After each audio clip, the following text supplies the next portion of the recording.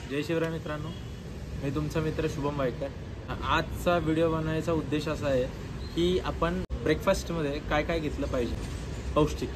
म्हणजे जी लोक किंवा ज्या महिला वर्कआउटला जात नाही किंवा बाहेर पडू शकत नाही त्यांनी काय कंझ्युम करावं, ठीक आहे। सो त्यांच्या खाण्यापिण्यात जितकी जास्त पौष्टिक गोष्टी असतील तेवढं चांगलं आहे। सो त्यांनी ब्रेकफास्टमध्ये काय खावं, तर ब्रेकफास्टमध्ये त्यांनी स्प्राउट्स घेऊ शकतात, कडधान्य, ठीक आहे।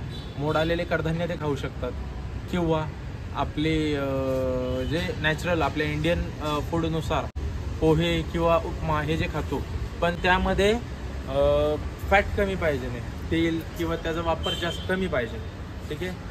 त्याशिवाय आपण लापशी नावाचा प्रकार जो असतो हा इंडियात खूप फेमस आहे, महाराष्ट्रात पण चांगला चालतो, तोही घेऊ शकता।